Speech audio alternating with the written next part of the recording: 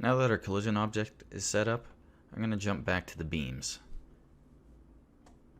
So I'm going to start with this guy's first, and then we'll move on to the villains. And so what we have to do now is we have to do stuff with this curve. We're going to do things like add noise to it, add velocity along it, and then create points along it that we can then emit from. And I'll show you guys what I mean as I go. So first, we need more than just 2 points. So we're going to resample this curve. And I think it'd be good to have a maximum segment value of 50. We'll look here. Now we got 50 points. And something that we need to do is we need to manipulate along this curve in a controllable way. And a way to do that is to use the UV attributes of the curve. So we're going to put down a UV texture.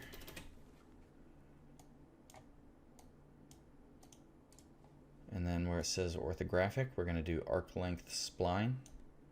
And then instead of a vertex class, we're going to change this to points, because we're always manipulating over points.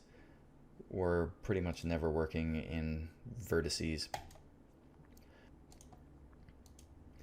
So now that I have my UVs, I also want a rest attribute.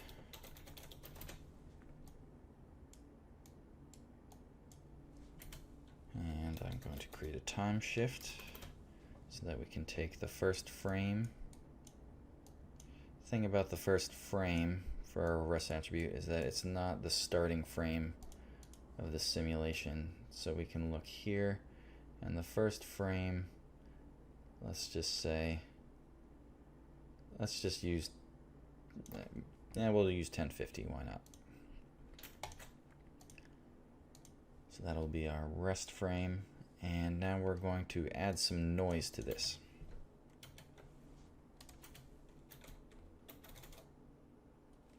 Oop. So again, use point vops for noise and almost nothing else. But other people like to work a lot in vops. I just prefer wrangles. It's a lot easier to access the information, and then you don't have to create a bunch of nodes and click a bunch of connections. So first we're going to add the noise. So same thing like we did before. Turbulent noise. Instead of taking the position though, we're going to take the rest position. This guy is going to move up and down, and I don't really want the movement of the curve to change the noise. I want to change the noise myself over time. So I want the pattern to be controllable, and that way, or using the rest position will allow me to do that. So if I do bind and bring in, it needs to be a vector. Bring in my rest channel and put that into position. I'll change this back to simplex. This needs to be 3D. So this creates noise. One thing that is an issue though is that if I undulate this, that you can see that it's disconnecting from the tip of the staff. And as it stands, I don't have any way of controlling it with this setup here, but what I can do is I can take the UV values of the curve. So now I will take a vector to float, VTF gets you there really quick.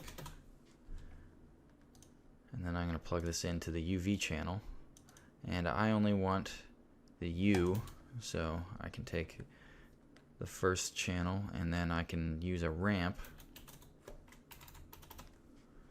and I'll plug this into here, make it a spline ramp, multiply. So now I can multiply along the length of the curve how much noise I want. And it'll default to 0, but if I pop up here, I can make sure that the tip here is always connecting to the center, and the tip over here is always connected to that curve. So I would want to do something like this, where the center is moving around a lot with as much noise as I want to give it. But the ends are never changing from the position that they started in. And you can see that now the noise pattern isn't going to change even as he moves forward and backward. So what we're going to do now is we're going to offset the noise. We're going to promote these parameters.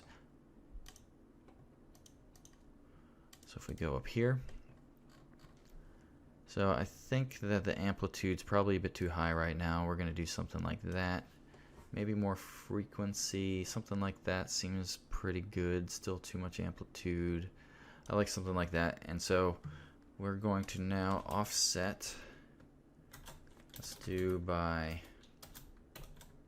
we'll make it, we'll stick it 1, see what happens.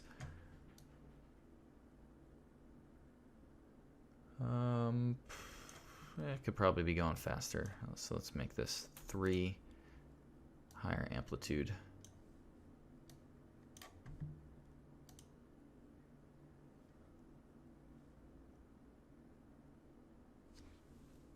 Yeah, I think that's doing what I want it to do.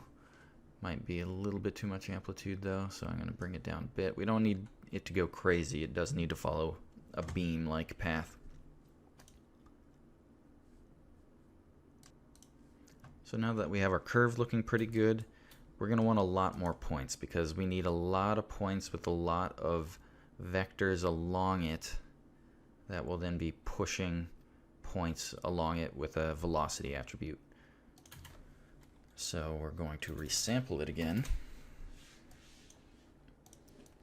Only this time our maximum segments are going to be something like 200. That looks pretty good.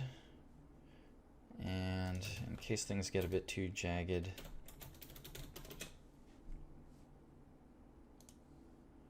we're going to smooth this out just a little bit. Yeah, something like that. Then we're going to get polyframe. And again, we're going to build normals along the curve, and we do that by creating the tangent and just assigning the normal to that value. And now if we look here, all these normals are facing along the curve. So one issue is that it's going the wrong direction.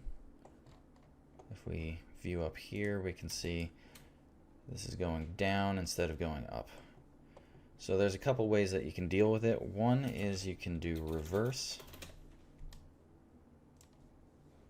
It's a really quick way. I've had some issues with reverse, some unforeseen things that have gone on. So sometimes if I want to be safe and only manipulate the normal rather than changing the direction of the UVs on the curve, I can just drop down a point wrangle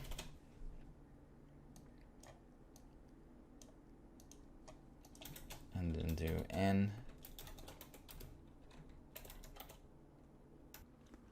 So now that we have the normals along the curve, we're going to create some geometry out of this curve. And we're going to do that by manipulating the color along the UV. So we're going to create another point VOP. And in here, we're going to do vector to float, VTF. Take the UV again, make a ramp.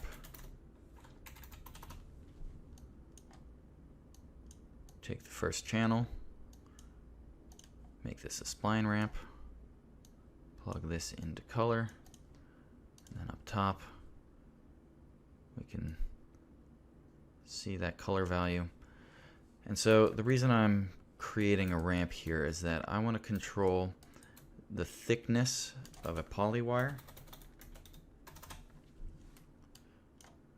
So if we drop this, it's going to only have 4 sides, so we need to add more segments to it. But you can see that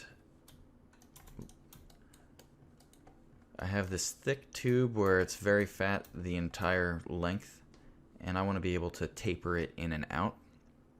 So what I can do is just choose color as the attribute to drive this. Right now it has no value, so it's going to be 0, but I can do this. And I can do something like that to get the beam to look more beam-like.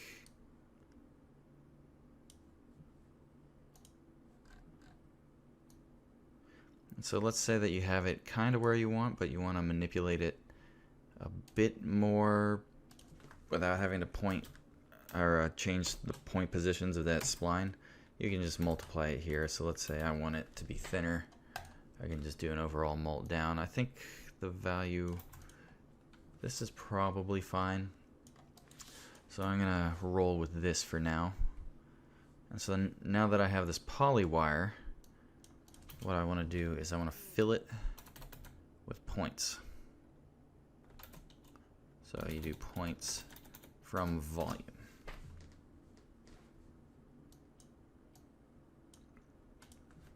And these are going to be what I use to emit particles from.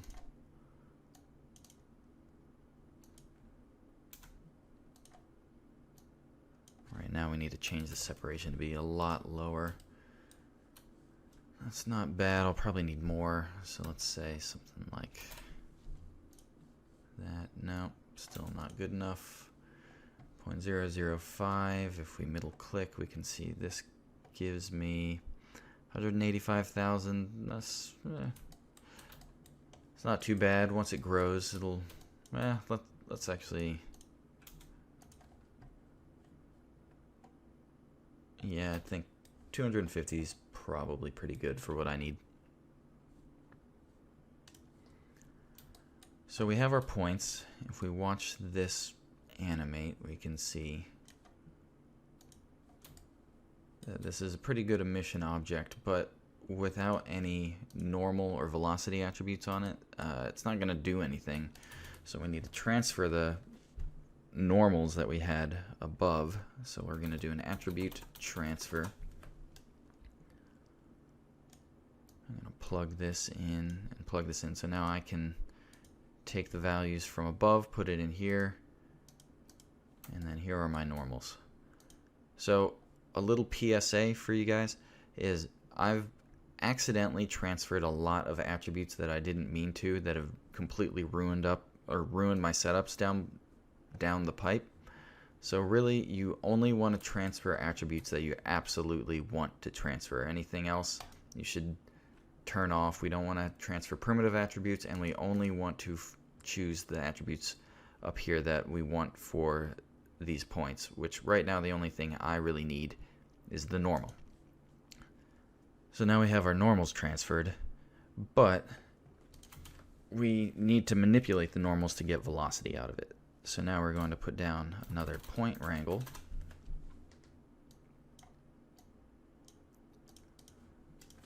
And we are going to randomize the length of these normals so that we have a bit varied velocities later on. So we're going to do normal times equals fit 0, 1 rand I pt num, and then we're going to create a float channel for the minimum that we're going to fit to and the maximum. So it'll default to 0. Got to create it. So let's say I want the minimum to be whatever it is that I had set, but I want some of them to be going 3 times faster. And then let's say that all of this is going a bit too fast, but I like the distribution of 1 to 3 as far as the variation of the velocity that I'll have. So I'm going to do just an overall multiplication. So I'll do mult. Defaults to 0. Set that to 1, but let's say we want to dial it back a little bit. Something like that. And I think all these normals are facing a little bit too uniform of a direction, so what we can do now is I'm going to create an attribute randomize. So I'm just going to give each of these points their own new unique normal. And to do that, I can just go to inside sphere. And so this is just giving a truly random direction for all of these points. And so now I can take this, plug this into the second input of the point wrangle. And before I start multiplying things, what I can do is I can do normal equals, and then I'm going to lerp, or linear interpolation, lerp between, so blend between the normal that I had just created and the random normal that I brought in. So we need to draw that from the second channel, so it's a point attribute. It's from channel 1, or the second channel. We want the normal, and we want it according to each individual point number. And then I need to make a channel that's a float, that's a bias to blend between the two. So if I do that and create it, now I can blend between these random positions and the points that I have. So now it's going along the curve, but it's not going in perfectly straight lines. So it breaks up these what will now be velocity attributes. So now we're just going to take the normal and do that. And so one thing I've said before in another tutorial is that I don't like to work with the velocity marker. It's going in trailing instead of the direction that you actually want it to go. It's always a different looking length, and it's just harder to use in general. So I always take my normals, I edit the directions that I need to edit, and then I convert it to a velocity after. It's much easier to view this than it is to view this, at least in my opinion. So we have the velocity now, we have it randomized, and now we're going to start working on giving it a color so that when we emit it from our pop sim, we'll be able to control different aspects of those particles depending on which color they have. So let's get that set up. So we're going to add some noise, doing it through the old trusty point VOP. We're going to dive in. It's not too terribly complex, just going to do another turbulent noise. Take the position, multiply that into the color.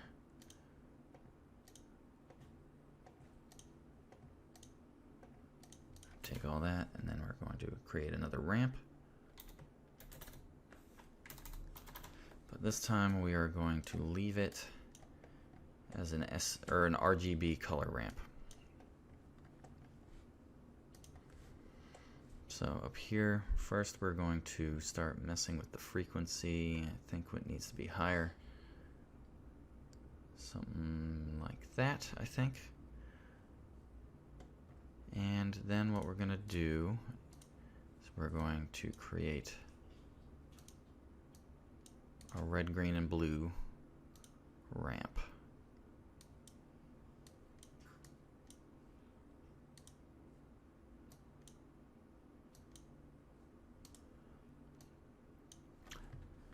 But I don't want any fall off between any of these colors. I want it to be only red, only green, or only blue.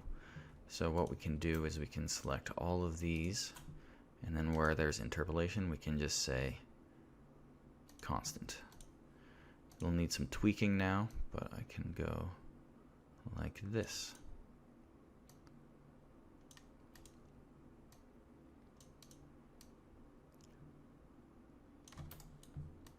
Yeah.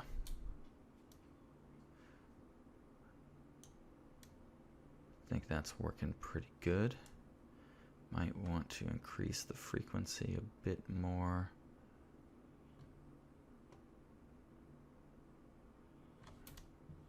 Yeah.